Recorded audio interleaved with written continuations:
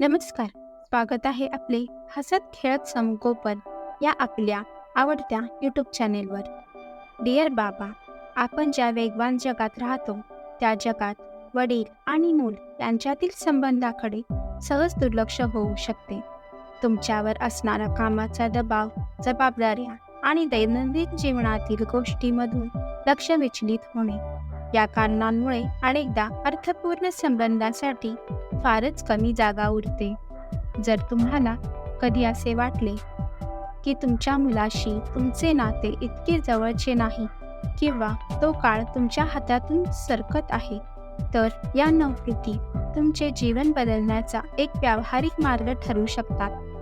तुम्ही या कृती वाचता तेव्हा लक्षात ठेवा, तुम्ही आता तुमच्या मुलाशी जो संबंध जोडलात त्यामुळे येणाऱ्या वर्षासाठी त्याची सुरक्षितता आणि आत्मसन्मानाची भावना आकारी येईल. हे नाते अधिक दृढ करण्याची संधी वाया जाऊ देऊ नका. त्याऐवजी या छोट्या दैनंदिन विधींचा स्वीकार करा आणि तुमच्या मुलाबरोबरचे तुमचे नाते दररोज मजबूत होत आहे ते पहा.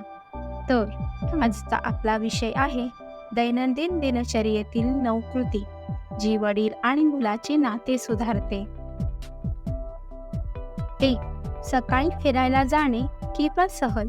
आजूबाजूच्या परिसरात किंवा जवळच्या उद्यानात फिरायला जा.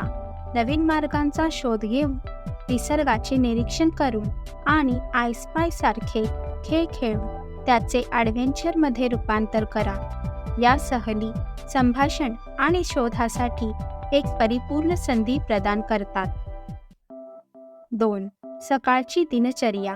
दिवसाची सुरुवात एक खास हस्तांदोलनाने, सकारात्मक समर्थनाने किंवा छोट्या ध्यानाने करा. यामुळे त्या दिवसासाठी सकारात्मक सूर लागतात आणि सामूहिक केलेल्या कामांमुळे संबंध मजबूत होतात. 3. सहज आणि सोपे व्यायाम. जंपिंग जॅक, पुशअप आणि ब्लॉकभोवती जलद धावणे यासारख्या छोट्या व्यायामाची दिनचर्या एकत्र करा. ते मजेदार आणि हलक्या मनाचे ठेवा.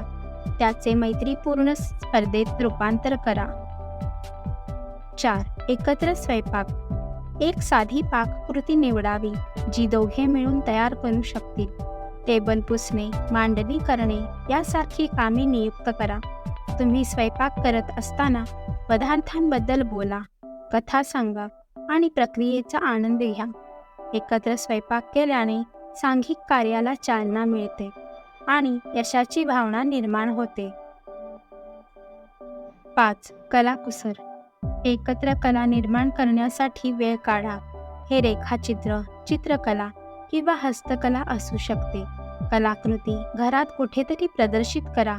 हा उपक्रम सर्जनशीलतेला प्रोत्साहन देतो आणि मुलाला सहाय्यक वातावरणात स्वतःला व्यक्त करण्यास अनुमती देतो.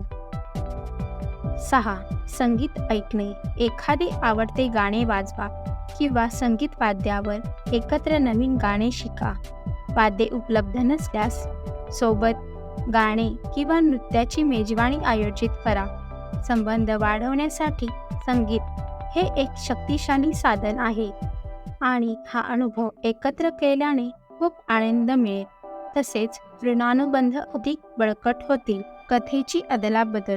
झोपेच्या वेळी पारंपरिक कथेऐवजी तुमच्या स्वतःच्या कथा तयार करा.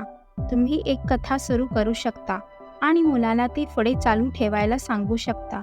ती गोष्ट एकत्रितपणे तयार करू शकता.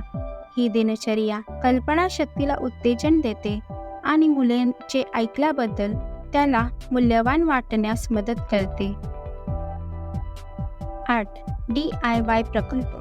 पक्ष्यांचे घर बांधणे, फोटो फ्रेम तयार करणे किंवा टाकाऊपासून टिकाऊ वस्तू निर्माण करणे यासारख्या साध्या DIY प्रकल्पाची सुरुवात करा. मुलाला कल्पना आणि प्रयत्नांचे योगदान देत असता प्रकल्पावर एकत्र काम करा. यामुळे मुलांमध्ये सहयोगात्मक प्रकल्प समस्या सोडवण्याची कौशल्ये तयार करतात आणि सामूहिक यशाची भावना देतात. 9. रात्रीची कृतज्ञता कृती. तुम्ही ज्या गोष्टीसाठी कृतज्ञ आहात अशा प्रत्येक गोष्टीची देवाणघेवाण करून दिवस संपवा. हे दिवसभरात घडलेले काहीही असू शकते किंवा जीवनात तुम्हाला कौतुक वाटेल असे काहीतरी असू शकते. एकमेकांचे आवडीने ऐका आणि एकमेकांच्या भावना मान्य करा. कृतज्ञतेवर लक्ष केंद्रित केल्याने एक सकारात्मक भावनिक संबंध निर्माण होतो आणि एकत्रितपणे आयुष्यातील क्षणांचे कौतुक करण्याची सवय लावण्यास मदत होते. या उपक्रमांचे आचरण केल्यामुळे दैनंदिन दिनचर्येशी जुळवून घेण्यासाठी मदत होते, ज्यामुळे संबंध, संवाद आणि मनोरंजनाच्या संधी उपलब्ध होतात. त्यांचा नियमितपणे समावेश करून तुम्ही तुमच्या मुलाशी एक मजबूत आणि पक्के संबंध निर्माण करू शकता. अशाच अर्थपूर्ण गोष्टीवर संवाद साधण्यासाठी आपल्या आवडत्या हसत खेळत संगोपन या चॅनेलला सबस्क्राईब करा. व्हिडिओला लाईक आणि शेअर करा. धन्यवाद. So be positive and stay happy.